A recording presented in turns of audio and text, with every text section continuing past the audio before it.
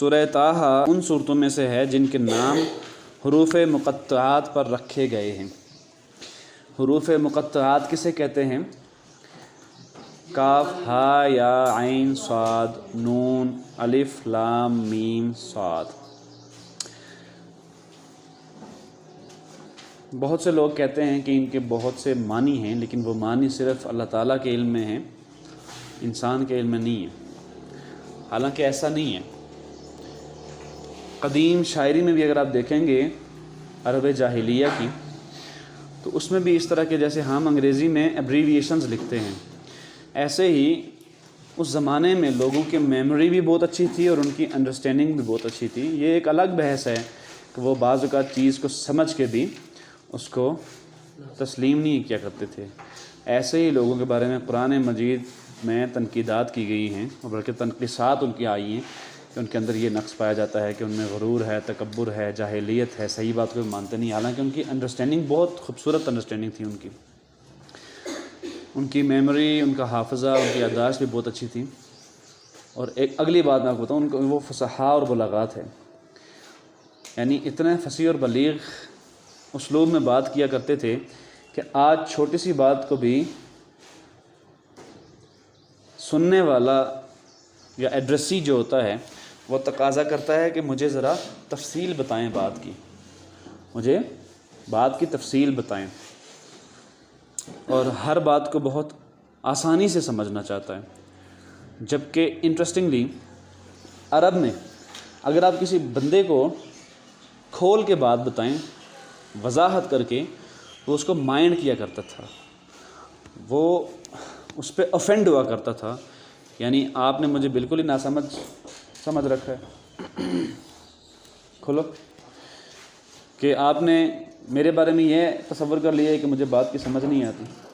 زیادہ تفاصیل میں لوگ نہیں جایا کرتے تھے۔ تو بعض اوقات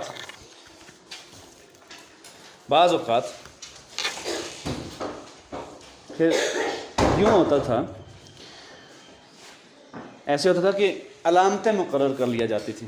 مثال کے طور پر سورہ بقرہ، سورہ مریم، ٹھیک ہے، یہ قرآن مجید کے رکھے ہوئے نام نہیں ہیں صورتوں کے۔ میری بات سمجھ آ رہی ہے؟ صورتوں کے نام ہیں یہ، جیسے الف، لام، میم، صاد ہے، نون ہے۔ اب نون کسے کہتے ہیں؟ نون مچھلی کو کہتے ہیں، نون مچھلی کو کہتے ہیں۔ اگر آپ چائنیز لینگویج دیکھیں گے نا، چائنیز لینگویج، تو اس میں کچھ بلکہ بہت سے ہزاروں ایسے ورڈز ہیں جو چیزوں کی پکچر سے مماثل قرار دے کے لکھے جاتے ہیں۔ مثال کے طور پر عربی زبان کا لفظ ہے، حرف ہے با، یوں با لکھا جاتا ہے، تو یہ گھر کی صورت ہے، بیت، با بیت کے لیے، یعنی بیت گھر کے لیے استعمال ہوتا ہے، تو وہ با ایسے لکھا جاتا ہے جیسے گھر ہوتا ہے، اس کی تصویر ایسے بنتی ہے۔ یعنی اگر آپ لینگویج کی ہسٹری پڑھیں گے نا، لینگویجز کی ہسٹری، تو اس میں ایسے ہی آئے گا آپ کے سامنے۔ قرآن مجید شروع کے اندر رسول اللہ صلی اللہ علیہ وسلم کے دور میں جب لکھا جاتا تھا تو اس وقت نقطے نہیں دیے جاتے تھے، حروف کے اوپر یا نیچے نقطے نہیں ہوا کرتے تھے، نقطے بہت بعد میں ڈالنا شروع کیے۔ اعراب بھی نہیں ہوا کرتے تھے۔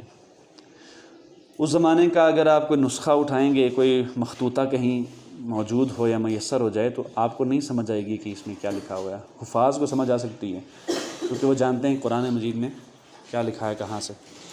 تو بہرحال جیسے جیم ہے، جیم عربی زبان کا جو لفظ ہے اردو میں بھی مستعمل ہے، عربی ہی سے آیا ہے اردو میں، فارسی میں بھی، اور اس طرح کی دوسری زبانوں میں۔ تو جیم کی جو شبیہ صورت ہے وہ جمل سے، جیم جمل سے نکلا نا، جمل اونٹ کو کہتے ہیں، تو جیم کی صورت یوں لکھی جاتی تھی اس زمانے میں کہ جیسے اونٹ ہوتا ہے، لمبی اس کی گردن، اس کا پورا سٹرکچر اس میں لکھا جاتا تھا۔ سمجھ آ گئی ہے؟ تو یہ میں نے آپ کو موٹی موٹی اس کی مثالیں دی ہیں کہ اصل میں یہ صورتوں کے نام ہیں۔ حروف مقطعات کیا ہیں؟ صورتوں کے نام ہیں۔ جیسے صحابہ کرام نے جب دیکھا کہ یہ والی جو سورہ ہے اس میں ایک گائے کا ذکر ہوا ہے، تو انہوں نے کہا وہ والی سورت جس میں گائے کا ذکر ہے، انہوں نے کہا سورہ بقرہ۔ یعنی اصلاً سورہ بقرہ کا موضوع گائے نہیں ہے، اس کے موضوعات بہت وسیع ہیں۔ وہ تمام حجت، ہجرت و برات اور حجت کی زیادہ اس میں تفاصیل بیان کی گئی ہیں، اور مسلمانوں کے یعنی اوصاف بیان کیے گئے ہیں، اور جو ہے وہ سورہ جہاں سے شروع ہوتی ہے الف لام میم ذالک الکتاب لا ریب فیہ، تو وہ کتاب کی حجت سے شروع ہوتی ہے۔ اس میں پھر آگے بنی اسرائیل کا واقعہ بیان ہوا ہے کہ کیسے وہ ضلالت میں پڑ گئے، کیسے وہ مغضوب ہو گئے، وہ تو شروع میں آ گیا تھا نا سورہ فاتحہ میں۔ تو اینی ویز یہ بات لمبی ہو جائے گی۔ حروف مقطعات جو ہیں یہ اصل میں صورتوں کے نام ہیں، اللہ تعالیٰ کے رکھے ہوئے نام ہیں، اور جو قدیم عرب جاہلیہ کی شاعری کو، اس زمانے کی زبان کو لوگ جانتے تھے، وہ یہ سمجھ جایا کرتے تھے کہ اصل میں یہ علامت ہے۔ جیسے میں نے آپ سے کہا نا، سورہ بقرہ اصل میں اس کا نام اللہ تعالیٰ کی طرف سے رکھا ہوا نہیں ہے، یہ صحابہ کرام نے اس کو نام دیے سورہ بقرہ کا۔ مثال کے طور پر قرآن مجید میں جو پاروں کی 30 پارے ہیں، یہ بھی اللہ تعالیٰ کی تقسیم نہیں ہے، یعنی قرآن مجید کو پاروں میں اللہ تعالیٰ نے ڈسٹریبیوٹ نہیں کیا، اللہ تعالیٰ نے صورتوں کی صورت میں اس کو اتارا ہے، پیئرز کی صورت میں۔ تو عام 2 صورتیں اس طرح آگے آتی چلی جاتی، ٹھیک ہے، اس کی ترتیب بھی ایسی ہی ہے۔ اور یہ فرمایا کہ اب جب قرآن پڑھا جائے گا تو پھر اس قرآن کی پیروی کی جائے گی۔ آخری قرات کی جو آخری ایک مرتبہ رسول اللہ صلی اللہ علیہ وسلم نے پڑھی، حضرت جبریل نے سنی، حضرت جبریل نے پڑھی تو رسالت میں آپ صلی اللہ علیہ وسلم نے سنی۔ قرات بھی وہی ہوگی، صورتوں کی ترتیب بھی وہی ہوگی، اس میں کچھ ضمیمے کیے گئے، کچھ اس میں پروناؤن کو چینج کیا گیا، کچھ اس میں اللہ تعالیٰ نے آخری چینجز کیے۔ اور حضرت عمر کے سامنے جب ایک دوسری قرات پیش کی گئی تھی تو آپ رضی اللہ تعالیٰ عنہ نے فرمایا تھا کہ نہیں، عرضہ اخیرہ کی قرات کے بعد ہم آخری قرات ہی کو فالو کریں گے، اس کے علاوہ کسی قرات کو فالو نہیں کریں گے۔ خیر یہ اختلافی مسئلہ ہے۔ اینی ویز یہ صورتوں کی ڈیفینیشن یا ان کے نام ہیں مقطعات، اور اس کے ضمن میں نے آپ کو بتا دیا کہ ایک بڑے صحابی جو خلیفہ راشد بھی ہیں حضرت عمر، ان کا ایک قول ہے کہ ہم عرضہ اخیرہ کے بعد آخری قرات کو فالو کریں گے۔ تو قرآن مجید کے بارے میں معلوم ہونا چاہیے کہ اس کی صورتوں کو نام دیے گئے ہیں، اور جن صورتوں کو نام نہیں دیے گئے ان کے نام صحابہ کرام نے اپنی انڈرسٹینڈنگ سے رکھے، اور وہ مشہور ہو گئے، اور اس میں کوئی مذائقہ بھی نہیں ہے۔ بھئی وہ والی سورہ جس میں گائے کا ذکر ہو رہا ہے، سورہ مریم ہے، ٹھیک ہے، تو وہ والی سورہ جس میں حضرت مریم علیہ السلام کا ذکر ہو رہا ہے۔ تو یہ اس طرح سے ہے حروف مقطعات۔ اگر آپ سے کوئی پوچھے کہ حروف مقطعات کیا ہوتے ہیں، الف لام میم صاد نون کاف ہا یا عین صاد، تو یہ اصل میں صورتوں کے نام ہیں۔ نون، ٹھیک ہے، یہ سورت کا نام ہے۔ الف لام میم سورہ کا نام ہے، اس کا اصل نام کیا ہے؟ سورہ بقرہ کا الف لام میم ہے، جو قرآن مجید میں یعنی اللہ تعالیٰ نے خود رکھا ہے۔ اینی ویز اچھا، اس سورہ کا آغاز حروف مقطعات میں سے طٰہٰ سے ہوتا ہے۔ اب یہ بھی مقطعات ہی میں سے ہے، اور اسی مناسبت سے اس سورہ کا نام رکھا گیا ہے۔ سورہ طٰہٰ کے 8 میں سے 5 رکوعوں میں حضرت موسیٰ علیہ السلام کی زندگی بیان فرمائی گئی ہیں۔ اس کے ٹوٹل 8 رکوع ہیں، جس میں سے 5 رکوعوں میں حضرت موسیٰ علیہ السلام کی زندگی بیان فرمائی گئی ہے۔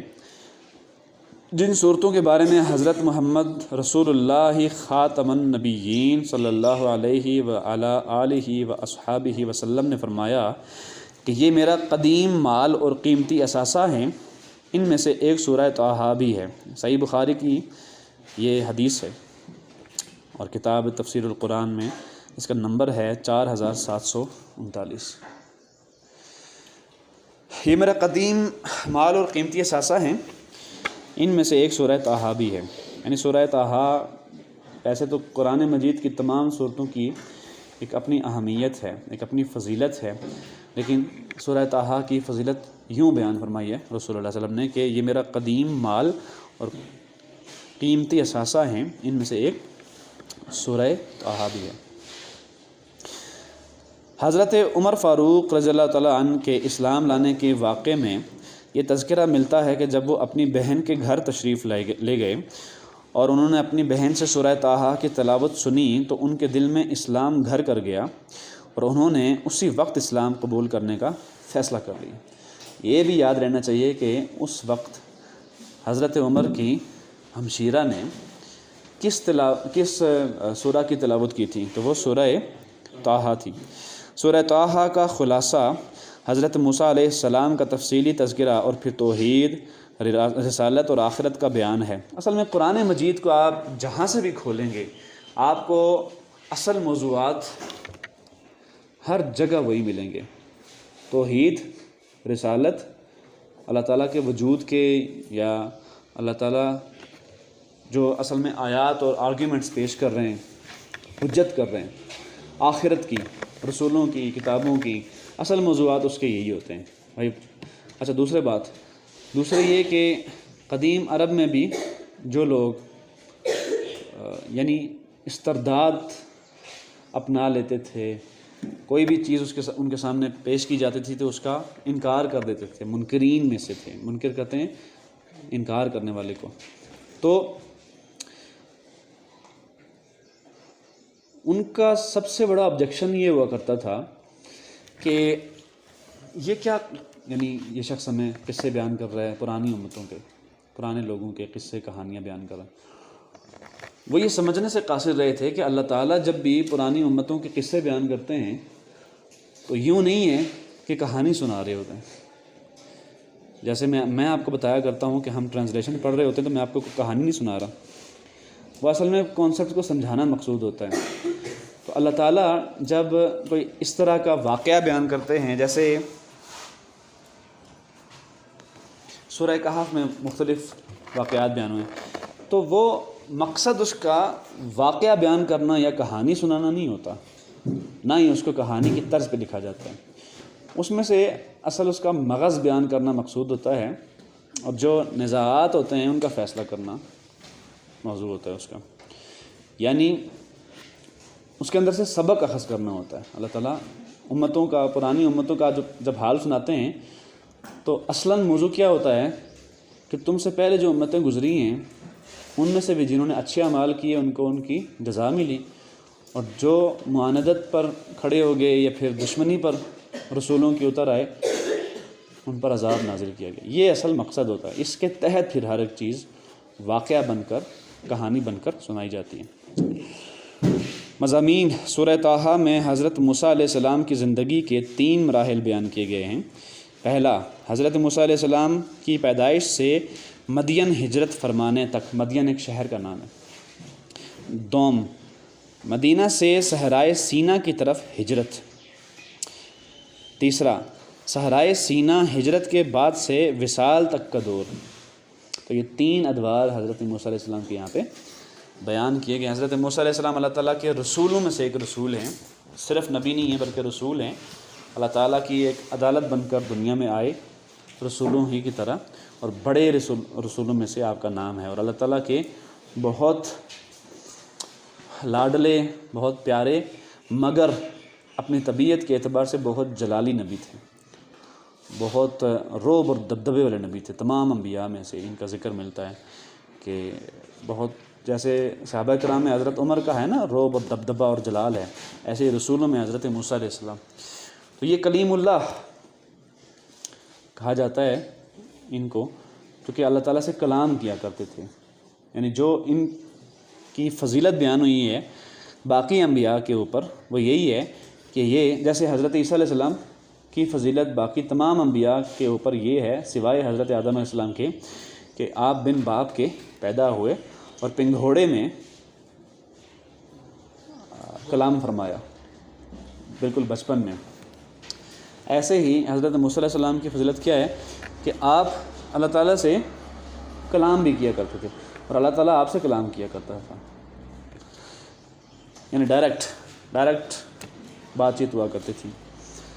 باقی رسولوں کے ساتھ 3 طریقے اختیار کیے جاتے تھے، کہ یا تو فرشتے کو بھیج کر، یا پردے کے پیچھے سے، یعنی یہ بھی ہوتا تھا، اور تیسرا یہ کہ دل میں کوئی بات ڈال دی جاتی تھی۔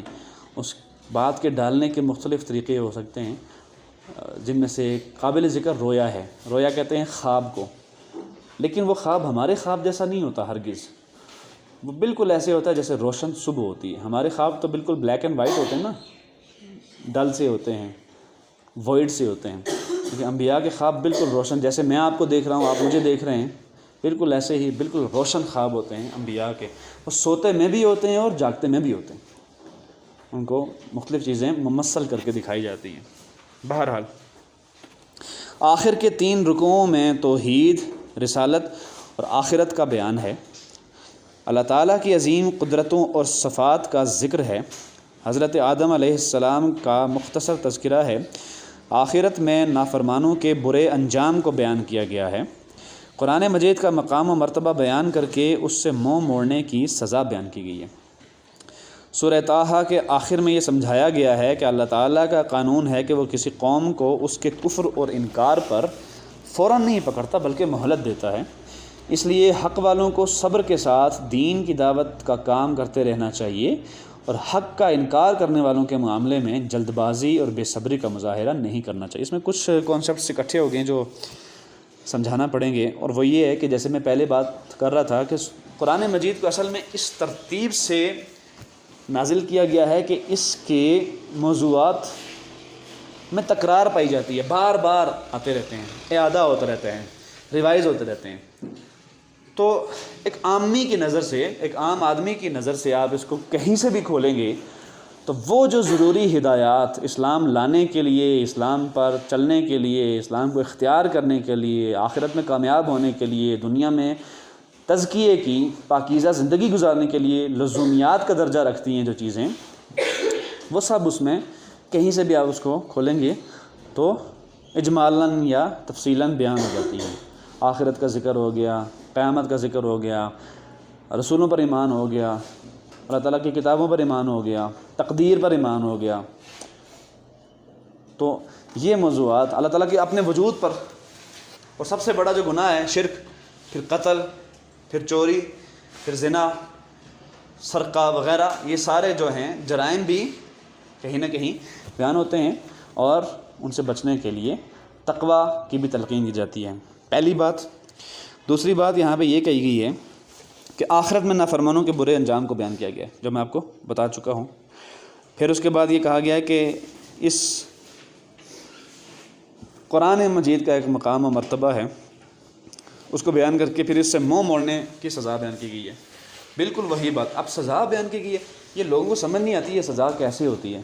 مثال کے طور پر آج بھی لوگ کہتے ہیں کہ پرانی امتوں پر بڑے عذاب آئے، کچھ پر پتھر برسائے گئے، کچھ پر ایک تیز ہوا چلی، کچھ پر فرشتے نے چیخ لگائی تو قوم ہلاک، اچھا کچھ پر سیلاب آ گیا، آندھی طوفان آ گیا، تو یہ مختلف عذاب بیان ہوئے ہیں۔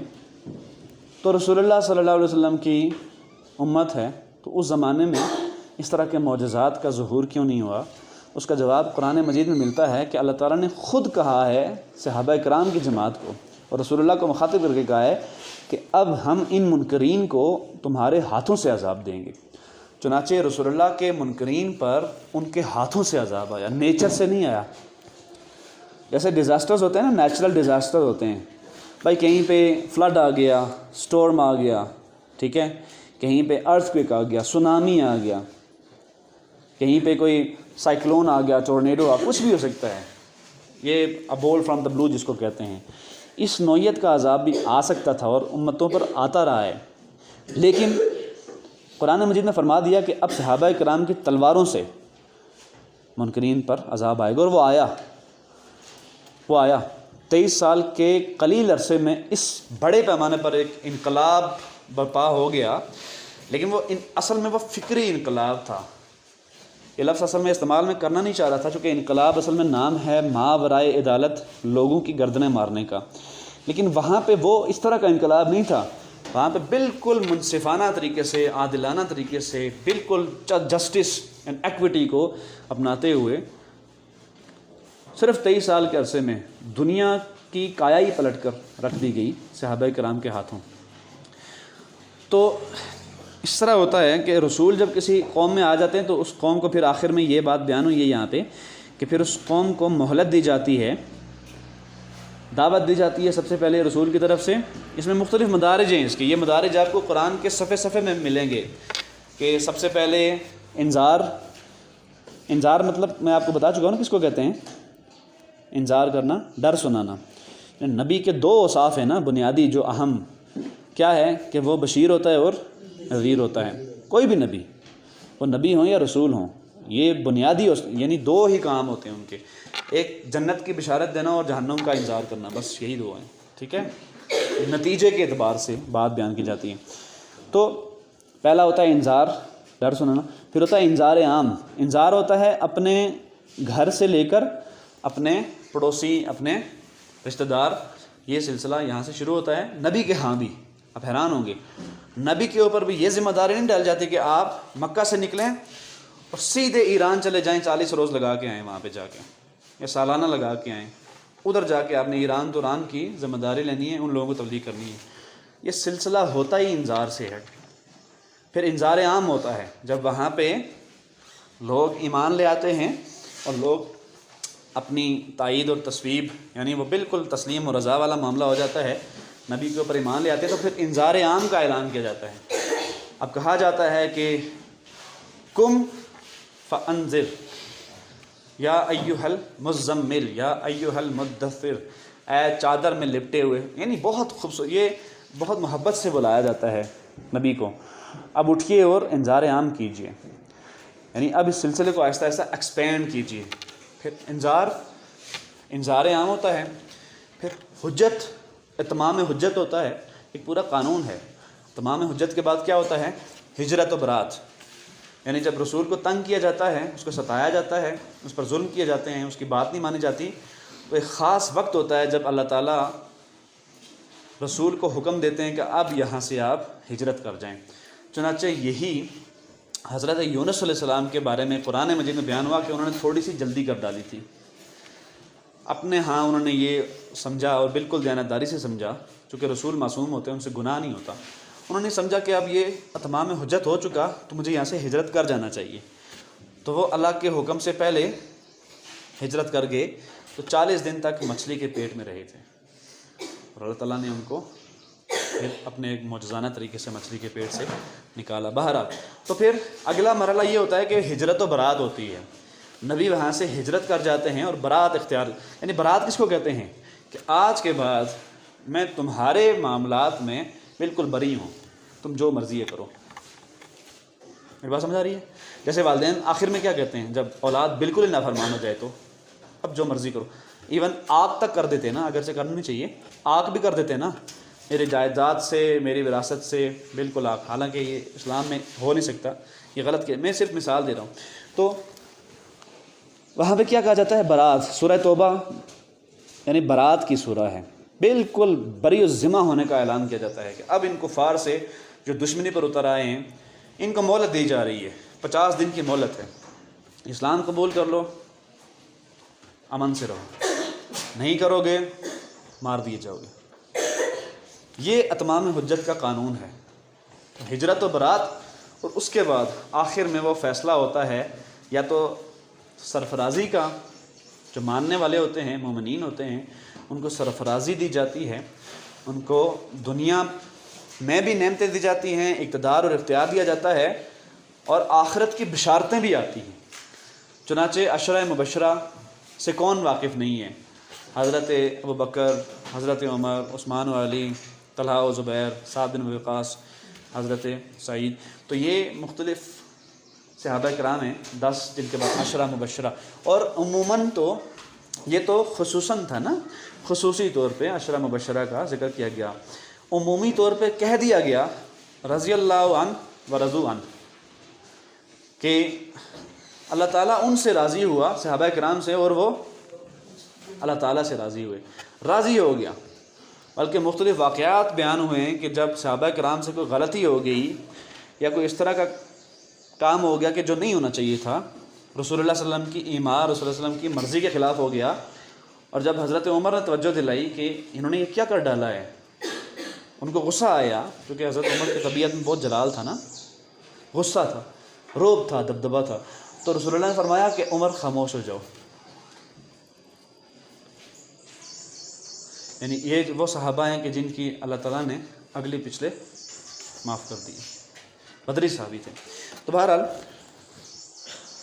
ہجرت و برات کے بعد جب آخری فیصلہ ہوتا ہے تو اس میں منکرین کو عذاب دے دیا جاتا ہے اور مومنین کو سرفرازی دی جاتی ہے۔ جو منکرین ہوتے ہیں ان کو مختلف طرح کا عذاب دیا جاتا ہے، مثال کے طور پر اگر کوئی صریحاً قوم شرک کر رہی ہے اور اس کے اوپر قائم ہے اور تعویل نہیں کر رہی، رسول کے سامنے مقابل میں کھڑی ہو جاتی ہے کہ یہی شرک کا اصل مذہب ہے، ان کو قتل کر دیا جاتا ہے۔ چنانچہ کہا گیا کہ اب یہ جہاں بھی پائے جائیں گے ان کو قتل کیا جائے گا، حیث ثقفتموہم، کہ جہاں بھی یہ تمہیں ملیں ان کی گردنیں مارو۔ اور جو لوگ رسول کی معاندت پر کھڑے ہو جاتے ہیں، دشمنی پر کھڑے ہو جاتے ہیں، سورہ احزاب کو اگر آپ پڑھیں گے تو اس میں باقاعدہ آپ کو یہ چیز سامنے آئے گی کہ رسول اللہ صلی اللہ علیہ وسلم کے گھرانے کو بدنام کرنے کی کوشش کی گئی، اسکینڈلائز کرنے کی، امہات المسلمین کو یعنی ان کی عزت اور حرمت پر تبصرے کیے گئے، آوازیں کسے گئے، اور ہر وہ کوشش کی گئی کہ جس سے رسول اللہ صلی اللہ علیہ وسلم کے گھرانے کو معاذ اللہ اسکینڈلائز کیا جا سکے۔ ان کے بارے میں یہ کہا گیا کہ اب ان کو جہاں بھی ملیں گے معاف نہیں کیا جائے گا۔ چنانچہ وہ نبی اور وہ رسول صلی اللہ علیہ وسلم کے جن کی شفقت، جن کی محبت ایگزیمپلری ہے، انہوں نے کیا فرمایا؟ انہوں نے کہا کہ فلاں شخص ہے، جیسے کعب بن اشرف ہے، اس کو قتل کر دیا جائے۔ جس نے بھی اہانت رسول کی ہے، جس نے بھی توہین رسالت کی ہے، جس نے بھی رسول اللہ صلی اللہ علیہ وسلم کے گھرانے کو اسکینڈلائز کیا ہے، آپ کو ایذا پہنچائی ہے، اللہ تعالیٰ نے کیا فرمایا کہ جو نبی کو ایذا پہنچائے گا وہ اللہ تعالیٰ کو ایذا پہنچائے گا۔ تو اہانت رسول یا توہین رسول یا آپ صلی اللہ علیہ وسلم کی شان میں گستاخی جس نے بھی کی تھی، باقاعدہ صحابہ کرام کو بھیج کر اس کو قتل کروا دیا گیا۔ یعنی اس زمانے میں جو لوگ جتنے بھی دشمن تھے آپ صلی اللہ علیہ وسلم کے، لیکن انہوں نے اس طرح سے دشمنی نہیں کی تھی، بس وہ حق کو نہیں مانتے تھے، آپ صلی اللہ علیہ وسلم کی ذات اور آپ کے گھرانے کو اسکینڈلائز نہیں کیا، ان کو معاف کر دیا گیا۔ آپ کے چچا کو جنہوں نے قتل کیا تھا ان کو بھی معاف کر دیا گیا، وہ بھی بعد میں حضرت ہندہ اسلام لے آئی تھیں۔ بہرحال لیکن جو لوگ آپ صلی اللہ علیہ وسلم کی معاندت پر کھڑے ہو گئے تھے، دشمنی پر کھڑے ہو گئے تھے، ہر طرح سے آپ کو قتل کرنے کی سازش کی، آپ صلی اللہ علیہ وسلم کے گھرانے کو بدنام کرنے کی سازش کی، ان سب کو قتل کروا دیا گیا۔ اور یہ قرآن مجید میں فرمایا گیا کہ اب یہ کعبے کے پردوں کو پکڑ کے بھی کھڑے ہوں گے تب ان کو مارا جائے گا، ان کو نہیں چھوڑا جائے گا۔ اچھا، دوسری کیٹیگری کون سی ہے اتمام حجت میں؟ کہ جو لوگ شرک تو کرتے ہیں لیکن وہ تعویل کی غلطی میں مگن ہے۔ مثال کے طور پر ہمارے ہاں بھی، میں کسی مکتبہ فکر کا نام نہیں لوں گا، لیکن ہمارے ہاں بھی بہت سے شرک کیے جاتے ہیں آج بھی۔ کس کے نام پر کیے جاتے ہیں؟ اللہ تعالیٰ کے نام پر کیے جاتے ہیں، رسول اللہ کے نام پر کیے جاتے ہیں، اور تعویل کی جاتی ہے کہ آپ کیا کہتے ہیں کہ بزرگ نہیں جانتے تھے؟ بلکہ ہمارے ہاں تو ایک یعنی بڑے سے بڑا شخص بھی کسی مزار پہ جاتا ہے تو جاتے ہی سجدہ کر دیتا ہے، اور وہ تعویل کی غلطی میں ہے، یعنی وہ دل سے نہیں مان رہا کہ میں اللہ تعالیٰ کے سوا کسی غیر اللہ کو سجدہ کر رہا ہوں، وہ اصل میں اسی کو اسلام سمجھ رہا ہے، پوری دیانتداری سے یہ کام کر رہا ہے۔ بہت سے لوگ، ہزاروں لاکھوں لوگ ہیں آج بھی ہمارے ملک میں بھی، پوری دنیا میں بھی، جو اصلاً بالکل صریحاً شرک کر رہے ہوتے ہیں۔ آپ دیکھ کے بتا سکتے ہیں یہ شرک ہے۔ بزرگ سے مانگ لینا، 11ویں شریف پڑھا لینا مثال کے طور پر، اور فلاں بزرگ سے مانگ لیا، فلاں سے مانگ لیا، ہم آپ کو یعنی آپ سے دعا کرتے ہیں، آپ اللہ تعالیٰ سے دعا کریں، ہم آپ کو وسیلہ بناتے ہیں، یہ بالکل صریحاً شرک ہے، اس میں کوئی دو رائے ہو ہی نہیں سکتی۔ لیکن وہ لوگ پوری دیانتداری سے، یوں نہیں ہے کہ وہ لوگ اللہ تعالیٰ کے حکم کے خلاف چلے جاتے ہیں، پوری دیانتداری سے، یعنی غلطی میں ہیں لیکن بیچاروں کو پتہ نہیں کہ غلطی ہے۔ اس طرح کے لوگ جو اس زمانے میں بھی تھے نا، ان کو بھی موت کی سزا نہیں دی گئی۔ اچھا، جو اہل کتاب تھے، تورات، زبور والے، دوسری امتیں، ان کو بھی موت کی سزا نہیں دی گئی، لیکن ان کو ذمہ بنا لیا گیا، ان کو ماتحت زیر نگین رکھا گیا کہ اب یہاں پہ چھوٹے ہو کے رہو گے۔ باقاعدہ یہ بیان ہوا ہے قرآن مجید میں۔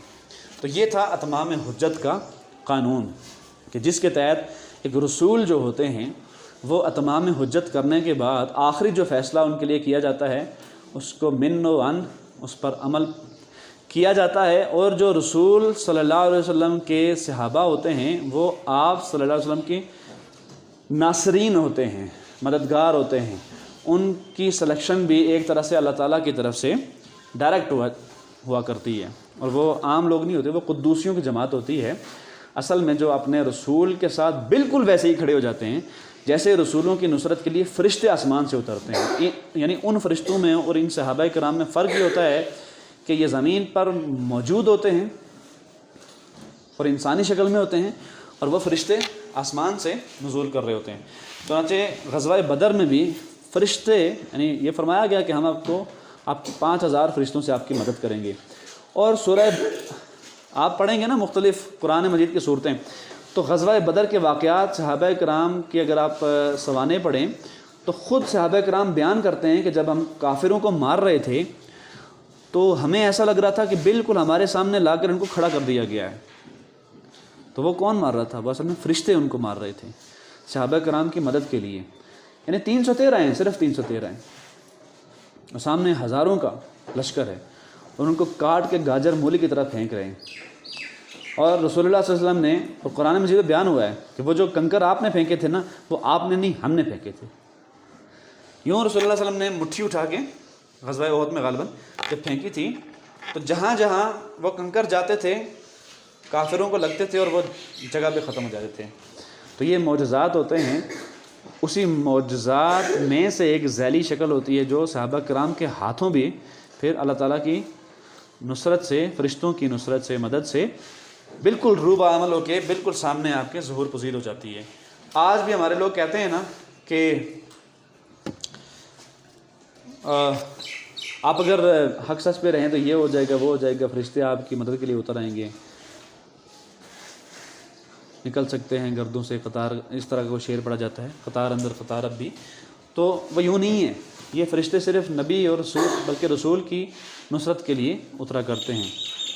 تو میں اصل میں آپ کو یہ بتانا چاہوں، یہ بنیادی کانسیپٹس ہیں نا جو سمجھنے والے ہیں قرآن مجید کو پڑھنے سے پہلے یا اسلام کا مطالعہ کرنے سے پہلے، کہ اصل میں رسول صلی اللہ علیہ وسلم یا باقی رسول بھی جو سزا دیتے ہیں، تو لوگ کہتے ہیں نا کہ اسلام تلوار کے زور پر پھیلا.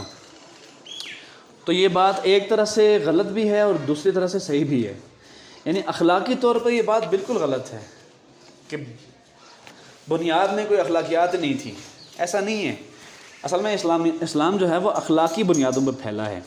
لیکن دوسری طرح سے اتمام حجت کی نظر سے آپ دیکھیں گے تو اس میں کوئی شک ہی نہیں ہے کہ صحابہ کرام نے وہ انقلاب، یعنی فکری انقلاب بپا کر دیا کہ رسالت مآب صلی اللہ علیہ وسلم نے جن ریاستوں کو خطوط بھی لکھے اتمام حجت ہو جانے کے بعد، اور آپ صلی اللہ علیہ وسلم کی وفات کے بعد صحابہ کرام نے ان علاقوں کو بھی مفتوح کر دیا. اور رسالت مآب صلی اللہ علیہ وسلم کی وفات کے بعد بھی اگر آپ صحابہ کرام کی جنگوں کو دیکھیں گے تو آپ حیران ہو جائیں گے. 100 کا لشکر ہے، ہزاروں کا لشکر ہے، لاکھوں پہ بھاری پڑ گیا ہے، گاجر مولی کی طرح کاٹ کے پھینک دیا. تو وہ جو اتمام حجت کا قانون تھا وہ تب تک جاری رہا جب تک رسول اللہ صلی اللہ علیہ وسلم کی آخری جو حجت تھی وہ بھی مکمل نہیں ہو گئی. تو یہ تھا ہمارا اسلام کا، اگر آپ اس کو انقلاب کا نام دینا چاہتے ہیں تو اس طرح آپ اس کو دے سکتے ہیں کہ اصل میں یہ وہ انقلاب تھا جو منصفانہ اور عادلانہ، بالکل ٹھیک ٹھیک انصاف کے اوپر، وہ جو قرآن مجید میں بیان ہوا ہے نا کہ ہم جب رسول کو کسی قوم میں اتار دیتے ہیں تو اس قوم کا فیصلہ فرما دیتے ہیں اور اس قوم پر ذرہ برابر بھی ظلم نہیں کیا جاتا. تو ظلم کوئی نہیں ہوتا اس انقلاب میں، بالکل عادلانہ اور منصفانہ ٹھیک ٹھیک انصاف سے فیصلہ کر دیا جاتا ہے. منکرین پر عذاب نازل ہوتا ہے، چنانچہ رسول اللہ صلی اللہ علیہ وسلم کے منکرین پر فرشتوں کے ہاتھوں یہ عذاب نازل ہوا. اس کو آپ اگر اس طرح سے انقلاب کا، یعنی الہی انقلاب، الہی انقلاب، اللہ تعالیٰ کا بپا کیا ہوا انقلاب. انسان جب بھی انقلاب بپا کرتے ہیں تو ماورائے قانون، ماورائے انصاف، ماورائے عدل اور ماورائے عدالت گردنیں مارتے ہیں، گلے کاٹتے ہیں، خون خرابہ کرتے ہیں. اس میں کوئی بھی قانون نہیں ہوتا. لیکن جو الہی انقلاب ہوتا ہے وہ بالکل انصاف سے ہوتا ہے اور اس میں پھر لوگوں کا فیصلہ کر دیا جاتا ہے. علمی و عملی نکات ہیں. سورہ طٰہٰ کا مطالعہ کرنے سے جو علمی و عملی نکات معلوم ہوتے ہیں ان میں سے کچھ یہ ہیں. اللہ تعالیٰ کو ہر چیز کا مکمل علم ہے، دنیا میں کوئی چیز اس سے چھپی ہوئی نہیں ہے. اچھا، یہ بھی آپ کو علم ہونا چاہیے کہ اللہ تعالیٰ کے علم سے کیا مراد ہے. وہ کہا جاتا ہے نا کہ ایک پتا بھی گرتا ہے تو وہ تیرے رب کے علم میں ہوتا ہے. تو ہمارے ہاں لوگ کہتے ہیں کہ یہ جو کچھ بھی میرے ساتھ ہو رہا ہے اصل میں اللہ تعالیٰ کی مرضی سے ہو رہا ہے، اپنے آپ کو اس میں سے بری و ذمہ کر لیتے ہیں۔ حالانکہ اللہ تعالیٰ قرآن مجید میں کیا کہتے ہیں کہ تمہارے ساتھ جو بھی برائی ہوتی ہے وہ تمہارے اپنے ہاتھ کی ہوتی ہیں۔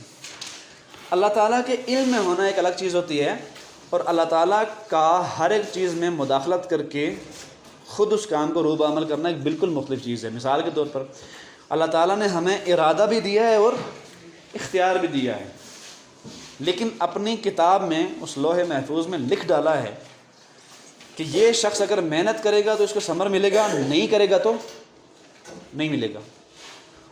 اسی کو تقدیر کہتے ہیں۔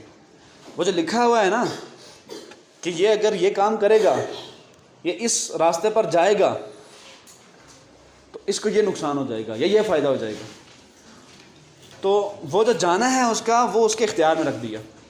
دونوں پرابیبلٹیز موجود ہیں، یہ دونوں پرابیبل سچویشنز ہیں۔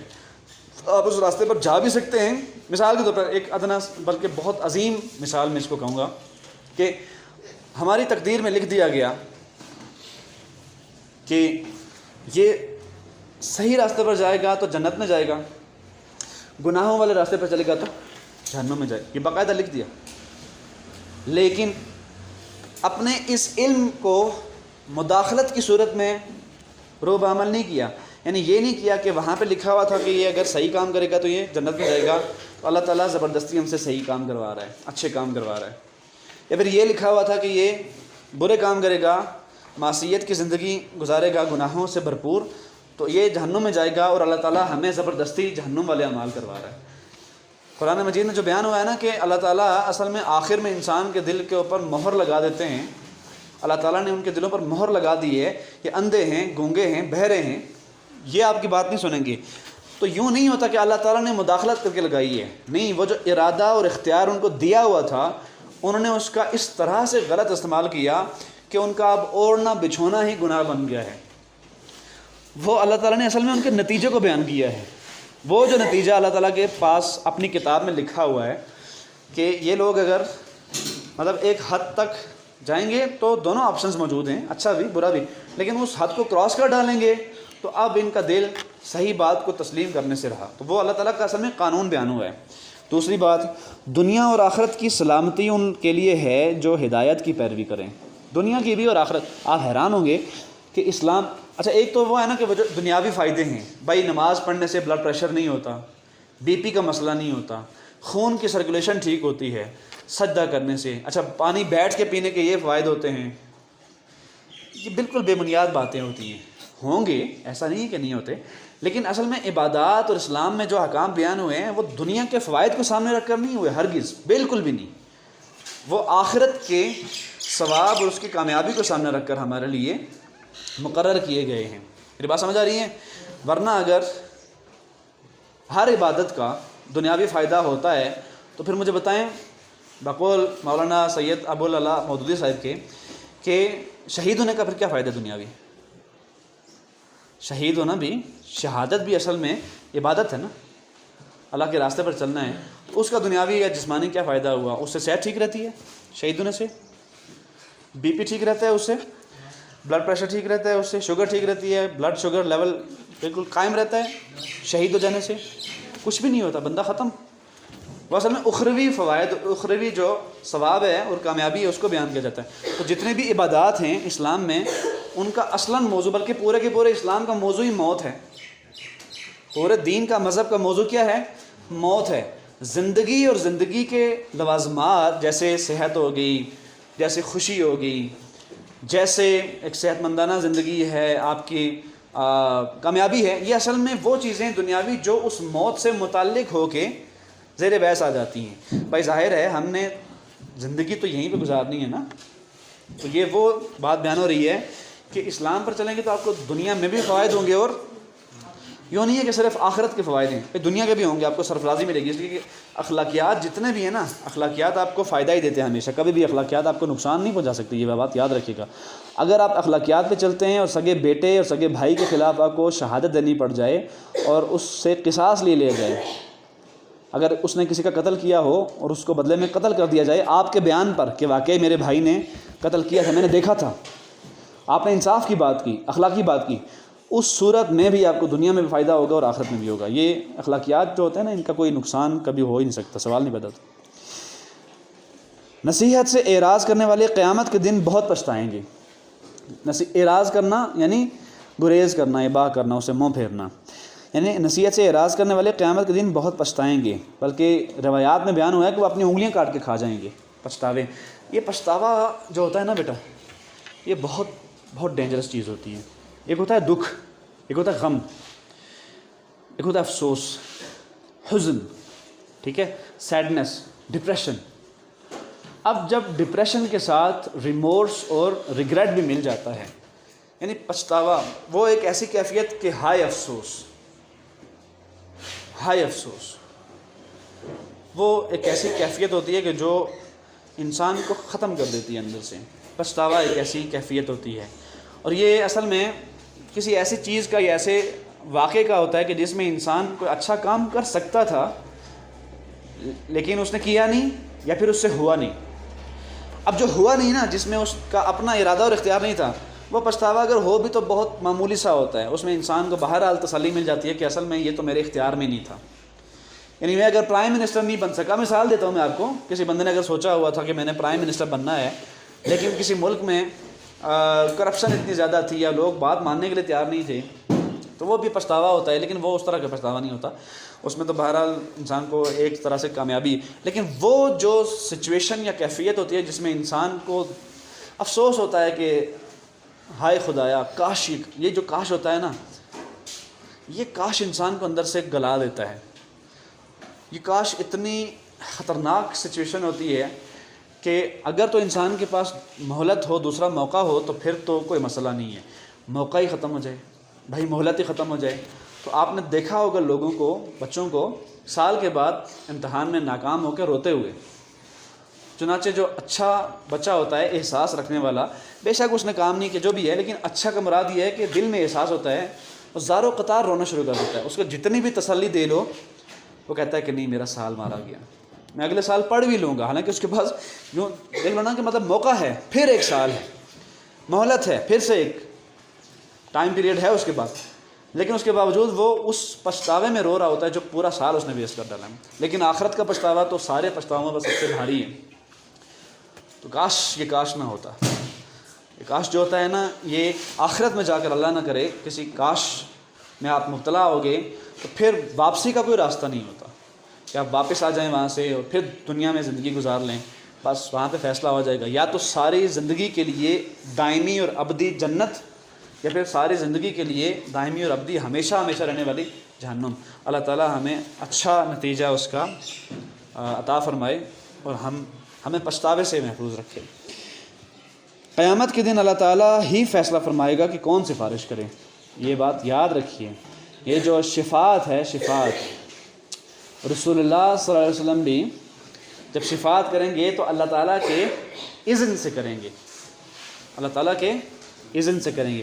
اور شفاعت کے بارے میں یاد رکھیے گا کہ شفاعت دنیاوی سفارش کی طرح نہیں ہوتی کہ جس کی سفارش کر دی گئی تو نہیں دیکھا جائے گا کہ اس نے زندگی کیسی گزاری ہے دنیا میں، اس نے عدل و انصاف کیا ہے، حق سچ پہ کٹا رہا ہے. نہیں، بلکہ میرٹ پہ اگر پورا اترا، بڑے بڑے کبائر سے محفوظ رہا. ہاں، اللہ تعالیٰ خود سے کسی کا فیصلہ جو مرضی فرماتے ہیں، ان کو کون ہے پوچھنے والا، لیکن بہرحال یہ میرٹ ضرور وہاں پہ دیکھا جائے گا کہ اگر بندہ یعنی رعایتی پاس، جس کو کہتے ہیں نا رعایتی پاس ہونا، تو رعایتی پاس ہونے کا اگر 32 نمبر ہیں تو چلو 1 نمبر دے دیا، 33 ہو گیا. 31 ہیں، 2 نمبر دے کے 33 پاس کر دو. اس کو کہتے ہیں شفاعت. ٹھیک ہے نا، میرٹ پہ بندہ پورا اتر رہا ہے، اس نے محنت بھی کی ہے، دیانتداری بھی ہے، ایمانداری بھی ہے، خلوص نیت بھی تھی، اچھا زیادہ سمجھ بھی نہیں تھی، دین کی زیادہ سمجھ نہیں تھی. جو گناہ مثال کے طور پر بہت بڑا گناہ بھی کر دیا، اس کو علم ہی نہیں تھا کہ میں کتنا بڑا گناہ کرنے جا رہا ہوں. اچھا ارادہ اور اختیار نہیں تھا، کسی دوست نے آگے لگا لیا. چونکہ شیاطین جن بھی ہوتے ہیں، شیاطین انسان بھی ہوتے ہیں نا، من الجنت والناس، وہ جو خناس ہوتے ہیں، وہ جو جن ہوتے ہیں اور انسان ہوتے ہیں شیاطین، انسان بھی اصل میں شیاطین ہوتے ہیں. تو مثال کے طور پر ایک بندے کا ارادہ ذرا سا پیدا ہوا، میں نے کسی کو مارنا ہے، تو ساتھ میں جاتے ہوئے دوست مل گیا شیطان بن کے. بالکل یہ ایسے ہی بیان ہوا ہے آخری صورت میں کہ من الجنت والناس. تو دوست نے کیا کیا، چاقو دے دیا ہاتھ میں کہ نہیں چھوڑیں گے اس کو. اب اس بیچارے کا ارادہ کیا تھا، ایک معمولی سا ارادہ پیدا ہوا، ایک رد عمل پیدا ہوا کہ اس نے مجھے یہ کہہ دیا میں تو نہیں چھوڑوں گا اس کو۔ اب اس شیطان نے آگے کیا کیا؟ چاقو تھما دیا، کسی دوسرے شیطان نے آگے پستول تھما دی۔ میری بات سمجھ آ رہی ہے؟ تو اب میرٹ کسی نہ کسی حد تک تو بن گیا نا۔ اچھا کوئی شخص ذہنی توازن ایسے کھو بیٹھا کہ اس کو سمجھ نہیں آئی کہ میرے ساتھ یہ کیا ہو رہا ہے اور میں کیا کر رہا ہوں، یا پھر اتنا اس قدر جذبات میں آ گیا، شیطان نے اس قدر حملہ کر دیا کہ اس کو سمجھ لگے میں کیا کر رہا ہوں، کسی دوسرے کی زندگی لے رہا ہوں یا پھر اپنی زندگی لے رہا ہوں۔ تو یہ وہ اصل میں ہیں تو سارے گناہ، اس میں کوئی شک نہیں، گناہ نہیں ختم ہو سکتا، گناہ تو ہے ہی، لیکن بندے کا ارادہ اور اختیار، اس کی نیت دیکھی جائے گی، اس کے محرکات دیکھے جائیں گے، اور اس کی یعنی اس کے حساب سے گناہ کی سزا میں کمی کی جا سکتی ہے، یا پھر عین ممکن اس کو بے شک معاف کر دیا جائے۔ تو یہ وہ شفاعت ہوتی ہے۔ یوں نہیں ہے کہ جیسے ہم دنیا میں کہتے ہیں سفارش بری چیز ہے، تو ادھر جیسا بھی بندہ ہوگا تو رسول اللہ صلی اللہ علیہ وسلم اس کے بارے میں سفارش کریں گے، اور نہیں دیکھا جائے گا بندے نے زندگی کیسے گزاری ہے، چلیں جی، یوں نہیں ہوگا، میرٹ ہوگا اور رعایت دی جائے گی، لیکن وہ حالات کو دیکھ کر دی جائے گی۔ ہمیں اللہ تعالیٰ سے اپنے علم میں اضافے کی دعا کرتے رہنا چاہیے۔ شیطان ہمارا دشمن ہے جو وسوسہ ڈال کر ہم سے اللہ تعالیٰ کی نافرمانی کرانا چاہتا ہے۔ اللہ تعالیٰ نے انسان میں شرم و حیا کی فطرت رکھی ہے، ہمیں بے حیائی اور بے پردگی سے بچنا چاہیے۔ قرآن مجید پر عمل نہ کرنے والوں کو دنیاوی زندگی تنگ کر دی جاتی ہے، یعنی ان کی دنیا ویران کر دی جاتی ہے۔ یہ تھوڑی تفصیل طلب بات ہے، میں آپ کو بتا چکا ہوں کہ دنیا کن کی ویران کی جاتی ہے، یہ آج سے متعلق نہیں ہے۔ جو لوگ قرآن مجید پر آج نہیں بھی چل رہے تو دنیا ان کی بالکل جنت بنی ہوئی ہے، وہ رسول اللہ علیہ وسلم کے زمانے کی بات ہے۔ سابقہ قوموں کے کھنڈرات ہمارے لیے عبرت کے نشانات ہیں، اس میں کوئی شک نہیں ہے۔ ہمیں نمازوں کو وقت کی پابندی کے ساتھ ادا کرنا چاہیے۔ دنیا کی نعمتیں ہماری آزمائشوں اور امتحان کے لیے ہیں۔ ہاں یہ بات یاد رکھنی ہے، انسان ہمہ وقت امتحان میں ہے، ہر وقت ایک ٹیسٹ دے رہا ہے۔ وہ ٹیسٹ دو صورتوں میں لیا جاتا ہے، دو ہی صورتیں ہیں جن میں لیا جاتا ہے، تیسری کوئی صورت نہیں ہے۔ یا تو صبر کا ہوتا ہے یا شکر کا ہوتا ہے۔ صبر کا ہوگا تو انسان کے اوپر برے حالات آ جائیں گے، انسان کے اوپر غم آ جائے گا، الم آ جائے گا، کسی کی وفات، کوئی سانحہ، کوئی حادثہ ہو جائے گا، حالات ٹھیک نہیں رہیں گے، اس پر بیماری آ جائے گی، کسی کی پیارے کی موت واقع ہو جائے گی، تو یہ وہ حالات ہیں جن کے اوپر صبر کرنا ہوتا ہے۔ تو یہ صبر کا امتحان ہے، مشکل حالات کہہ سکتے ہیں۔ اچھے حالات شکر کا امتحان ہے، بہت زیادہ دولت مل گئی، بہت زیادہ حسن مل گیا، اچھا قد کاٹ مل گیا، اچھا خاندان مل گیا، بہت زیادہ روپیہ پیسہ مل گیا، بہت زیادہ علم مل گیا، اختیار اور اقتدار مل گیا، جاہ و جلال مرتبہ مل گیا، اسٹیٹس مل گیا، یہ اصل میں شکر کا امتحان ہے۔ مقصود دونوں سے کیا ہوتا ہے کہ بندے کو دیکھا جائے، لیبلوکم ایکم احسن عملا، کہ تم میں سے صحیح عمل کون کرتا ہے، احسن عمل کون کرتا ہے، اچھے اعمال کون کرتا ہے، اور اللہ تعالیٰ کی رضا پر راضی کون رہتا ہے۔ حضرت محمد صلی اللہ علیہ وسلم کا سب سے بڑا معجزہ قرآن مجید ہے۔ اچھا یہ بار بار کتابوں میں لکھا ہوا آتا ہے، معلوم نہیں کہ ہمارے لوگوں کو کیا ہو گیا، اچھے خاصے پڑھے لکھے لوگ ہیں، بیوروکریسی ہو یا پھر کتابیں لکھنے والے ہوں، باقاعدہ احادیث میں بیان ہوا ہے کہ کسی ایک محفل میں رسول اللہ صلی اللہ علیہ وسلم کے نام کے ساتھ درود شریف پڑھنا کم از کم ایک مرتبہ لازمی ہے، کم از کم ایک مرتبہ۔ ویسے تو ہر وقت میری تو عادت ہے، میں ہمیشہ پڑھتا ہوں، صلی اللہ علیہ وسلم پڑھتا ہوں، صلی اللہ علیہ وسلم درود ہے، ٹھیک ہے نا، سلامتی کی دعا ہے، لیکن ہر وقت یہ نوٹ ساتھ لگانا کہ خاتم النبیین صلی اللہ علیہ وآلہ آلہ وصحبہ وسلم یہ لازمی نہیں ہے۔ ہم میں سے ہر ایک کا ماننا ہے کہ آپ صلی اللہ علیہ وسلم خاتم النبیین ہیں، رسولوں کی مہر ہیں، آپ صلی اللہ علیہ وسلم کے بعد کوئی نبی نہیں ہے، کوئی بروزی، کوئی ذلی نبی نہیں ہے، کوئی کشف، کوئی الہام ہمیشہ کے لیے ختم ہو گیا، آپ صلی اللہ علیہ وسلم پر نبوت ہر طرح سے ختم ہو چکی ہے، کوئی نبی آپ صلی اللہ علیہ وسلم کے بعد نہیں ہے، ہم سب کا یہ بلیف ہے۔ لیکن بار بار کتابوں میں لکھنا اور بچوں کو لازمی مجبور کرنا کہ یہ ہر حال میں لکھیں بھی اور پڑھیں بھی، بلکہ رائٹرز کو مجبور کرنا، یہ عجیب و غریب ہمارے لوگ پڑھے لکھے جاہل ہیں اصل میں ہمارے لوگ۔ تو رسالت میں آپ صلی اللہ علیہ وسلم کا سب سے بڑا معجزہ کیا ہے بیٹا؟ قرآن مجید ہے، جس کا ایک حرف بھی 1400 سالوں میں آج تک تبدیل نہیں ہو سکا۔ میں نے آپ کو ایک دن بتایا تھا کہ دنیا کی بڑی سے بڑی کتاب بھی 100 سال تک نہیں چلتی، یعنی 60-70 سال کے اندر پتہ چل جاتا ہے کہ رائٹر کو یہ غلطی لگ گئی تھی، اس کے پاس یہ والی انفارمیشن نہیں تھی، اس کے پاس یہ والی معلومات نہیں پہنچی تھیں. اچھا یہ جو بات اس نے لکھی ہے سائنس نے غلط پروو کر دی ہے، معاشیات نے غلط پروو کر دی ہے، سوشل سائنسز نے غلط پروو کر دی ہے، ادب کی دنیا نے غلط پروو کر دی ہے کہ اس وقت تو ادب کی یہ تعبیرات ہوا نہیں کرتی تھی. تو لیکن قرآن مجید 1400 سالوں سے یہ بہت بڑا معجزہ ہے، اور بلکہ صرف 1400 سال، ہمیں تو آج 1450 سال ہو گئے ہیں نا، یہ تو قیامت تک رہنا ہے. اور اس میں ایک حرف کی بھی رد و بدل، چونکہ فرما دیا گیا کہ انا نحن نزلنا الذکر وان لہ لحافظون. کون کامیاب ہے اور کون ناکام ہے اس کا فیصلہ، ہاں میرے نزدیک سب سے امپورٹنٹ چیز آج کے اس پورے لیکچر میں یہ ہے، اگر یہ ہمارے عامی تو عامی عارفین کو بھی اور ہمارے علماء کو بھی سمجھ آ جائے تو انشاءاللہ، سمجھ تو سب کو ہے لیکن عملی طور پر اگر سمجھ آ جائے تو کوئی تفرقہ بازی نہیں رہے گی. لکھا ہوا کیا ہے، دوبارہ پڑھو، کون کامیاب ہے اور کون ناکام ہے اس کا فیصلہ قیامت کے دن ہوگا. یعنی ہم دنیا میں کسی کو جنت کا سرٹیفکیٹ یا جہنم کا ڈپلومہ نہیں دے سکتے. میری بات سمجھ آ رہی ہے نا؟ ہمارے یہاں اصل میں ڈپلومے دیے جاتے ہیں کہ فلاں یہ شرک کر رہا ہے تو وہ جہنمی ہے. یعنی دیوبندی جو ہیں وہ بریلویوں کو مشرک سمجھتے ہیں اور ان کو جہنمی سمجھتے ہیں. الا ماشاء اللہ کا مطلب یہ ہے کہ سب نہیں سمجھتے ہوں گے لیکن اکثر ایسا ہی. اچھا بریلوی ان کو گستاخ سمجھتے ہیں، اور بریلوی تو اتنے ان کے جو ہیں نا امہات کتب ہیں، ان کی جو بڑی کتابیں ہیں. بیٹا آپ کو اتنی زیادہ کھانسی ہے تو ماسک کیوں نہیں پہنتے آپ؟ ماسک پہنا کریں اور تھوڑا سا پچھلے ڈیسک پہ جا کے بیٹھیں، اس ڈیسک پہ جا کے بیٹھیں پیچھے. شاباش.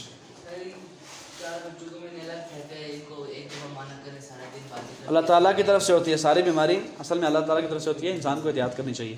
اینی ویز اللہ تعالیٰ آپ کو صحت دے. تو انہوں نے ان کو گستاخ ڈکلیئر کیا، بلکہ قادیانیوں کے ساتھ ان کا ذکر کیا ایک بڑے عالم نے. 12 اچھا ان دونوں نے اہل حدیث کو کہا کہ یہ غیر مقلد ہیں، یہ بالکل گمراہ ہیں. اہل حدیث نے ان دونوں کو کہا کہ یہ بالکل ہی ضلالت میں ڈوبے ہوئے ہیں. اچھا ان تینوں نے مل کے شیعہ کو کہا کافر ہیں. شیعہ نے ان تینوں کے بارے میں کہا یہ زندیق ہیں اور منافقین ہیں، یہ مسلمان ہیں ہی نہیں. اب یہ سارے اگر مل بھی جائیں، شیعہ بھی مل جائیں، سنی بھی مل جائیں، ٹھیک ہے، اگر مل جائیں تو کیا ہی بات ہے. لیکن یہ بات یاد رکھنا، اختلافات ہمیشہ سے رہے ہیں، ہمیشہ رہیں گے، اس میں کوئی شک نہیں ہے، اور ہونے بھی چاہیے. یونیورسٹیز میں بھی یہی سکھایا جاتا ہے. لیکن جو ہمارے لوگوں کو سکھایا نہیں جاتا اور ہمارے لوگوں کو سمجھ نہیں آتی وہ یہ ہوتی ہے کہ دیکھو ایک چیز ہے، سورج ہمیشہ مشرق سے نکلتا ہے، اس پہ سب متفق ہیں، اس پہ کوئی اختلاف نہیں ہے. اسلام کی بڑی بڑی باتوں پہ کوئی اختلاف نہیں ہے، عبادات پہ کوئی نہیں ہے، اخلاقیات پہ کسی قسم کا سرے سے کوئی اختلاف ہے ہی نہیں. کچھ فروعی اختلاف، کچھ بنیاد، کچھ شاخوں اور پتوں کی حیثیت سے چیزیں ہیں جو بہرحال اتنی زیادہ اہمیت کی حامل نہیں ہیں. ان پر بڑے بڑے فرقے بن گئے اور بڑے بڑے مکاتب، اور ایک نے دوسرے کے اوپر جہنم کا سرٹیفکیٹ لگا دیا، یہ جہنمی ہے، یہ ارتداد، یہ مرتد ہو گیا ہے، ایویں ہی کہا جاتا ہے. ایک تو ہے نا کہ واقعی کسی بندے نے ارتداد کر لیا، یعنی اسلام چھوڑ دیا، کسی اور مذہب میں چلا گیا، اس نے خود کہا. ایک بندے نے کہا ہی نہیں اس طرح کی کوئی بات، وہ اپنے آپ کو مسلمان کہتا ہے لیکن اس کو مرتد کہہ دینا، اچھا اس کو کافر کہہ دینا، اس کو جہنمی کہہ دینا. یہ بات ہمارے علماء کو اگر جس دن سمجھ آ گئی نا کہ یہ بات غلط ہے، یہ نہیں کہنی چاہیے. اپنی اپنی انڈرسٹینڈنگ ہوتی ہے. میں آپ کو بتا چکا کہ قرآن مجید میں ان لوگوں کو بھی عذاب نہیں دیا گیا اس طرح کا موت کا کہ جو صریحاً شرک کر رہے تھے لیکن تعویل کی غلطی میں پڑے ہوئے تھے، اور ان کو مشرک کہا بھی نہیں. حد یہ ہے کہ پیدا کرنے والے نے ان کو مشرک نہیں کہا، اللہ تعالیٰ نے ان کو خود بھی مشرک نہیں کہا. یہ کہا کہ شرک کرتے ہیں، مشرک نہیں کہا. آپ حیران ہوں گے کہ پھر شرک کرنے والا مشرک ہی ہوتا ہے نا. مثال کے طور پر ایک چور ہے، قرآن مجید میں چور کی سزا بیان ہوئی ہے نا، اس کا ہاتھ کاٹا جائے گا. تو کیا ہر چوری کرنے والا چور ہی ہوتا ہے؟ بتاؤ نا ذرا. مثال کے طور پر ایک بیٹا اپنے باپ کی جیب سے 10 روپے لے لیتا ہے بتائے بغیر، بتاؤ چوری ہوئی نہیں ہوئی؟ کیا اس کا ہاتھ کاٹا جائے گا؟ نہیں. اس لیے کہ جو قاضی ہوتا ہے نا، جو جج ہوتا ہے، وہ اندھا نہیں ہوتا، گونگا اور بہرا کو روبوٹ نہیں ہوتا کہ بس پروگرامنگ پائتھون کی ہے یا پھر C++ ہے یا GW بیسک اس میں فیڈ کر دی گئی ہے، کیلکولیٹر ہے کہ جو کچھ کہا جائے گا ویسے ہی کرے گا. نہیں، مجرم کے حالات اور جرم کی نوعیت دیکھی جاتی ہے. تو جیسے ہر ایک چوری کرنے والے کو چور نہیں کہا جاتا، چور اصل میں ایک ایڈجیکٹیو ہے نا، صفت ہے. بھائی جو پیشہ ور ہے، عادی ہے، وہ چور ہی ہے نا، اور اس نے اس درجے کی اگر چوری کر ڈالی ہے تو ظاہر ہے اس کا ہاتھ کاٹا جانا چاہیے. ایسے ہی جو شخص بھی شرک کرتا ہے اس کو مشرک نہیں کہا جا سکتا. مشرک اسی کو کہا جائے گا کہ جو کہ صریحاً شرک کر رہا ہے اور بڑے لیول پہ کر رہا ہے، اور اس کی کوئی کسی تعویل کی غلطی میں نہیں ہے، یعنی دیانتداری سے اسلام کو سمجھتے ہوئے نہیں، بلکہ وہ کہتا ہے کہ یہ ایک الگ مذہب ہے، اسلام نہیں ہے، یہی اصل مذہب ہے. میری بات سمجھ آ رہی ہے؟ مثال کے طور پر ہندو ہیں، وہ کسی تعویل کی غلطی میں نہیں ہے کہ ہم اسلام سمجھ کے اصل میں بتوں کی پوجا کر رہے ہیں، نہیں، وہ کہتے ہیں ہم ہندو مت سمجھ کے کر رہے ہیں، یہ اسلام نہیں ہے. وہ مشرک ہیں، اس میں کوئی شک نہیں ہے، ہیں وہ مشرک. لیکن مسلمانوں میں سے اگر کوئی شخص کسی مزار پہ جا کے سجدہ کرے تو کیا شرک کرے گا؟ نہیں کرے گا، لیکن پھر بھی اس کو مشرک نہیں کہا جاتا. یہ بات اصل میں وہ ہے جو ہمارے علماء کو سمجھ نہیں آتی. اللہ کرے سمجھ آ جائے. ان کو نہیں آتی، آپ کو کہاں سے آئی ہوگی، لیکن ہمارا کام تو سمجھا دینا ہے، بتا دینا ہے، پہنچا دینا ہے. وما علینا الا